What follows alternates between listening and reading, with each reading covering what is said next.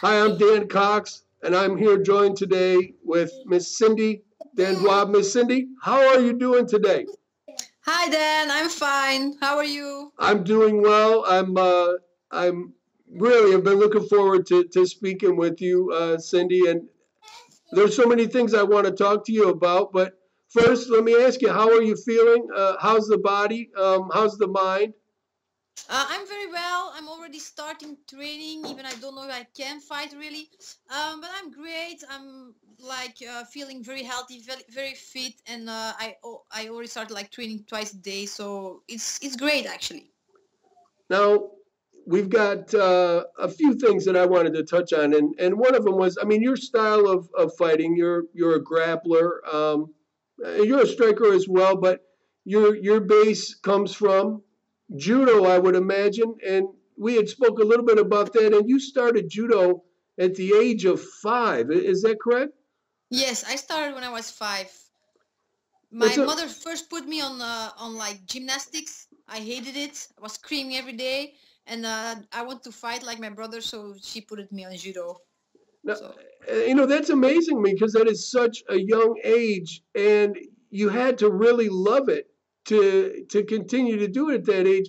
Was there a certain age that you really realized that, wow, I really love this? This is something that I might want to do in the future, fighting, or was that you could never imagine fighting?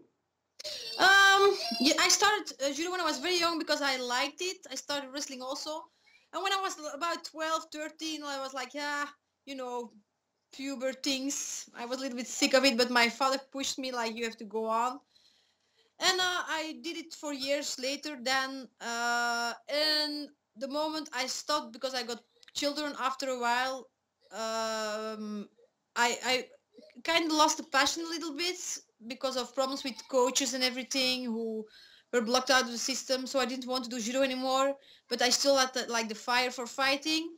And my brother has his own gym, so it was like easily to pick up something. Now, you and your brother, both you guys run a gym. It's called Perfect Team. Is that correct? Yes, actually, my brother runs it, and I'm like the head of the youth division. I train the kids, and my brother is like head chief of the adults, something like that. That's well, you know what? I mean, business with family when it works right is great. And I can imagine growing up, you were obviously a competitor in judo. What was it like with your brother? Did he bully you a little bit, or did you start to get the upper hand on him at a young age? I never got the upper hand on him. Still now, I getting beaten up by him every day. When we have a training, he's hitting me hard. There is no way of compassion for me. So I'm still working on it, but I think it will never happen that I can win on him. But yeah, actually no, we always get along very well from a small age. He woke me up in the night to watch WWE, Undertaker, Ultimate Warrior, Hulk Hogan.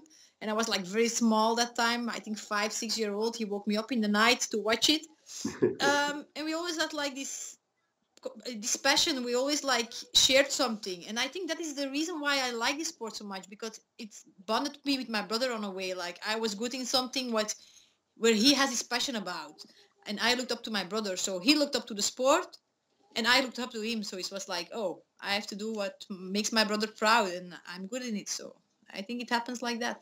Yeah, and it's the influence is weird when you look back on it. I know a lot of people I speak to get into martial arts because of bullying and or things like that. Um, I would imagine, and a lot of times it really doesn't matter your physical to be bullied. I mean, it's a terrible thing.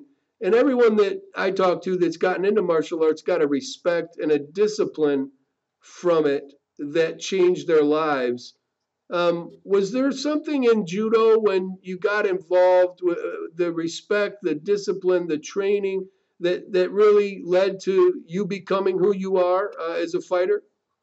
Um, well, actually, when I was small, I've been bullied a lot.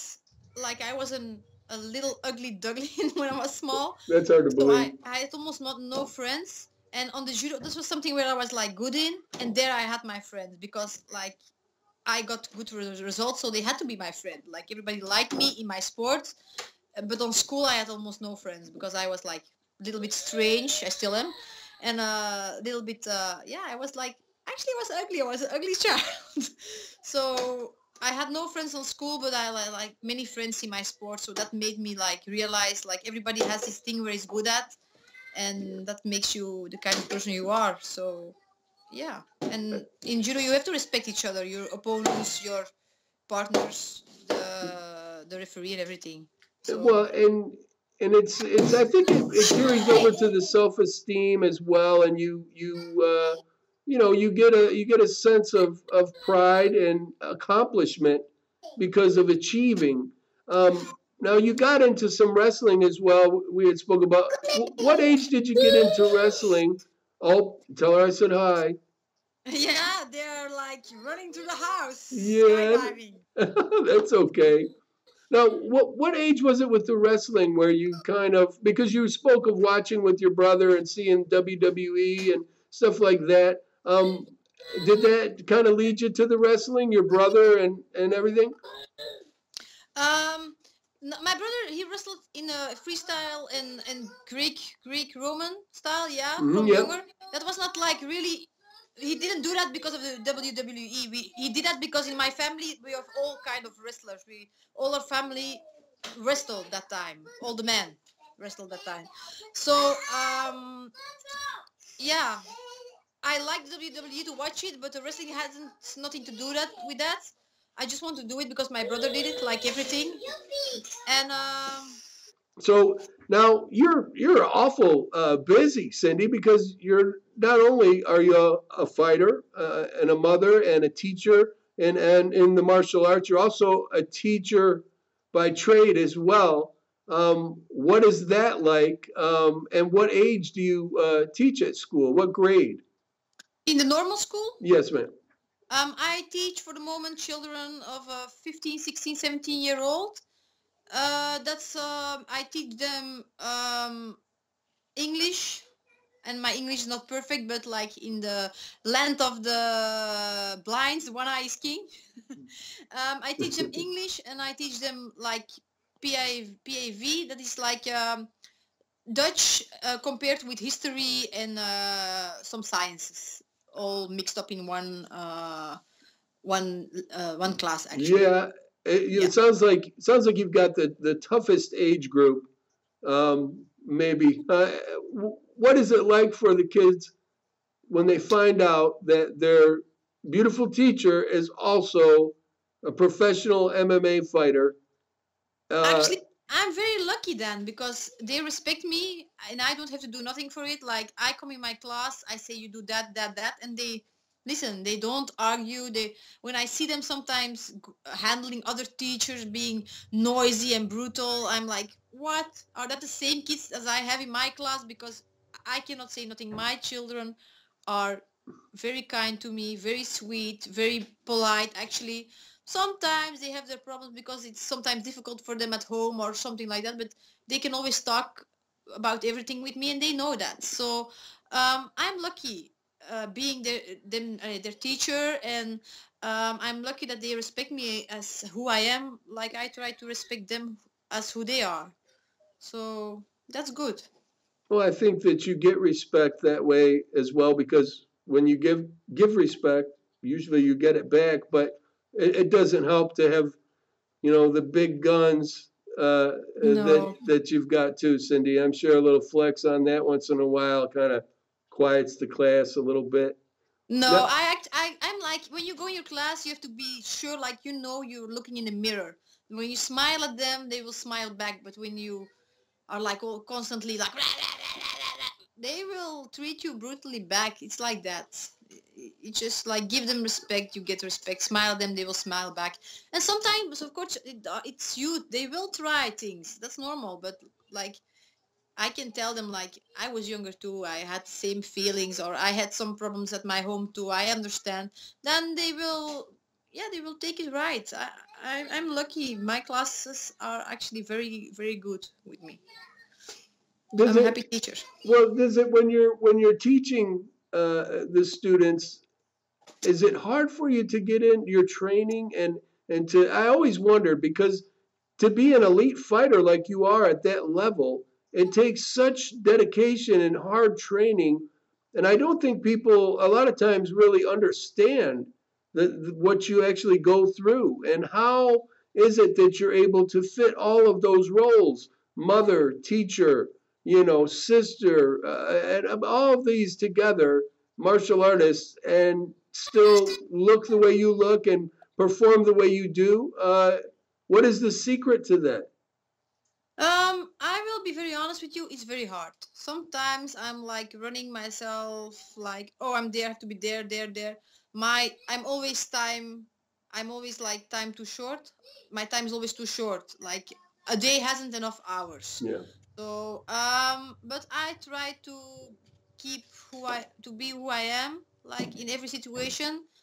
Like in my class I am the same person as like I'm who I am with my friends or with my family, and that helps. I think like I don't have to play roles. Also in my sports I am who I am, and I do different kind of things but I stay the same person, and that helps. If I have to come like acting tough on my gym, and then on school acting like the teacher who is have to be punishing all the time, and in home I have to be the sweet mother, and with my friends I have to laugh like a lot.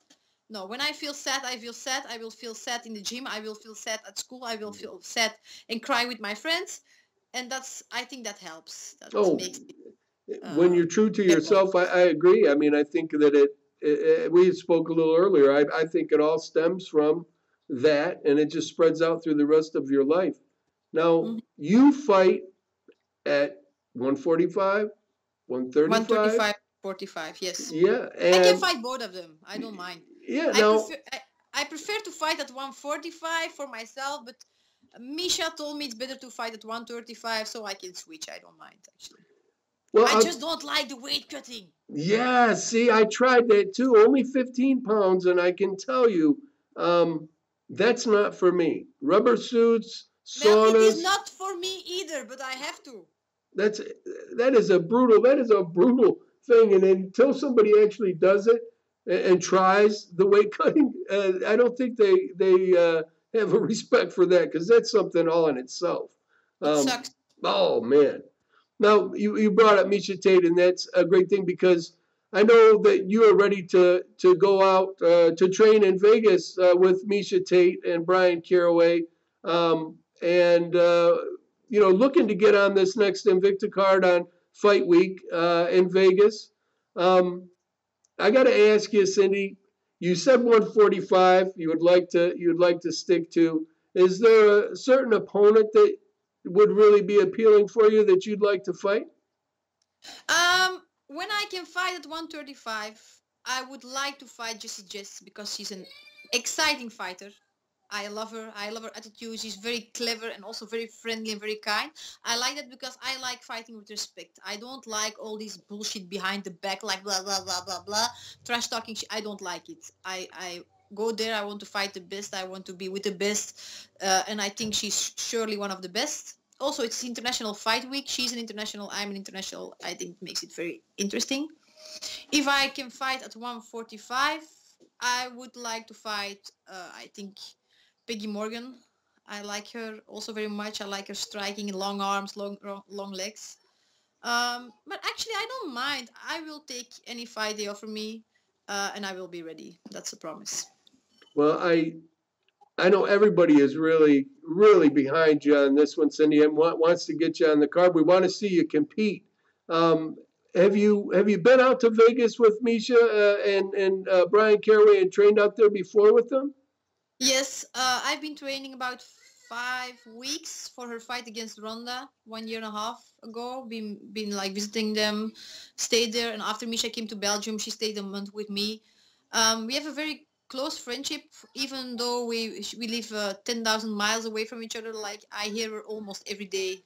Like send her something, just something stupid. Like she sent me a picture of the cat of her cat, or I sent her something stupid, jokes between us. Nobody would understand anyway. So, so if I can fight in Vegas, I would go a little bit more early so I can train with her and with Brian, like helping me with the weight cut and meet some old friends up. probably training in Coutures. I would see what I have to do, but when I know for sure I can fight there, I will hit up with Misha and see what we can work out to make it an excellent fight. And also because it's very warm there, it would be better to go a little bit more early so I can get used to the climate. Because last time when I was in Houston, I had some problems getting my time schedule right. Like I was still not 100% when the fight what happened. I mean, the jet lag has got to be, something that you really don't ever get accustomed to. I mean, because it's a real thing on the body, and the heat as well. I mean, Vegas in June and July is pretty hot. It's a desert. I know. Yes. Yeah, That but is it true. would be awesome. Just because I have like in Vegas, I have all like last time in Houston, it was only like me and my brother, and in Vegas I have like a lot of a whole team behind me. Like I have Robert Follis, I have like Ricky Lundell to train with, Misha, Brian, like all these people having my back. Like all the mental support is there. So I'm really looking forward to this. Yeah, because also I'm used already there. Like I know how that's there. That feels like comfortable with me because I like habits. Like not changing too much. So that would be like very nice to me to So have that. it's got to be. I mean, obviously, training at your gym where you train, you have people that you train with that keep you sharp. But when you're able to get over there and you train with Misha and Brian and the people in the gym, that's got to be that change has got to be really beneficial to you. It would seem to get in there and train that way. Um, what do you find that you take away most from when you get over there with Misha and Brian? Is it more on the grappling side? I mean, any what are the tips that Misha gives you right after fighting Ronda and having such huge fights? And obviously, we would love to see Cindy and compete at the highest of level. But has Misha given you any little nuggets that you could share? Um, well, Misha, she has like this a lot of experience, and she gave me some advice in my boxing, like how I have to stand, for example. I like that, but what I like the most about training with Misha is like the sparring is great because we don't have these high leveled girls here, and it's not the same like sparring with guys as with girls. It's different, like totally different, and it's good to have some like high level girls to spar with. You just need it actually, and I don't have it here in Belgium. I have one girl who's like legit, but she's like a lot smaller than me. Yeah. So that I miss here a lot. So it would be great to have that before my camp. And also like Brian, he has these little grappling tips because I'm very flexible. He helps me out like with small tips who helped my grappling a lot, and I like that. It would be good to fresh it up before I can fight. I hope it will happen. Well, you know what? I mean, I can only see the benefits coming from it, and it's obvious when you speak about Misha that you guys have a friend, a good friendship, and she gives you some good advice, and I'm sure you give her some good advice as well. I have to because when I'm not friendly with her, she kicks my vagina. Now that right there, that could be a problem, and so you might want to have to get a grip on Misha for you on that one. Yeah, it's true. Oh, and she kicks so hard. Man, Like, oh, I messed up my toe. No, no, no, no, no. yeah. That's beautiful. Would there be anyone? Now we spoke about calling people out, and I think a Jesse Jess fight would be off the charts. I mean that would be a fight that would be on the billboard. I think everybody would want to come and see a Cindy versus Jesse fight. I know I would love to see that fight. You think it's possible to make that happen? Have you ever spoken with Jesse about you guys ever getting in there and fighting? And have you guys ever sparred together before? I never sparred with Jessie. We speak sometimes on Twitter. She's very kind. Yeah. But I saw her fights and she's always exciting. And I like that. I Yeah. like she can give pressure. And I like that because I will make better fights if somebody put me under pressures. And I think it's the same. Like I have some skills too who would be interesting for her to fight. So I'm sure it will be an interesting fight. And I hope that Shannon and Julie will make it happen. It would be great. And if not, anyway, I take any fight. I'm not that difficult. Like I will not say, oh no. For example, with Tonya, she's a great opponent. I didn't fight for 3 years. I didn't say like, oh, I will not fight her. No, I just like, okay, give it. I will try to be the best Cindy out there I can be. And that's, I mean, you couldn't ask for anything better. And as a fan, that's one of the reasons that I love you, because you always give everything you got. You don't go in there to point fight. You go in there to win and put on a show, and you do always. And I appreciate you coming and taking the time out of your incredibly busy schedule to come on the show and talk to me and speak to the fans, because you've got a lot of fans out there. Was there any shout outs or anyone that you'd like to say hi to or thank you to? Yeah, I want to say thank you to Aaron from LUB-MMA for having my back. I appreciate really all the support he does for me. I want to say thank you to my brother and the member of Perfect Team. My brother's my best friend in the world, and I'm so happy to have him. I want to say thank you to my friends and family who are always there to supporting me, especially one friend who's been there for a million years. Her name is Anne. We've been studying together when we were younger, and she's always still there. And I want to say thank you to all my fans who are still wanting to see me fight, because I'm getting older, and Well, they're still there, like rooting for me. Yeah, I want to see Cindy. I'm like, yeah, I'm still here. it's hard for me because I am older now, but I can sit here and look at you and say that you definitely are not old, Cindy. That's for sure. And no, I'm a good cheater. I told you, like I cheat. I'm already 30. I'm not. Actually, you start to feel it in training, during training camp. Like things were like when I was younger, like, oh, I can go running in the morning, and 12 o'clock I can do an hour or two sparring, and then I can do some uchikomis, nakikomis in the afternoon, and in the evening I can do still 2 more hours. I cannot do it anymore. It's like really, I'm getting older. I feel it. I've got 3 children. That's like not small. I'm yeah, you feel it. I try to be still the best out of it, but I have to be like more careful, like when I plan what trainings, like when I train my legs in the morning, I cannot go spar Thai boxing 2 hours later, for example. That's like I have to be more careful with how I plan my trainings.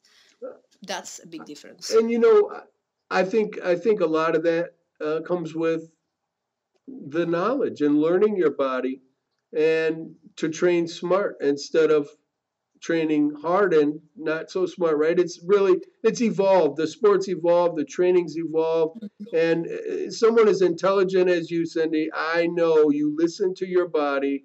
That's why that you look the way that you look. That's why you're able to perform the way that you do.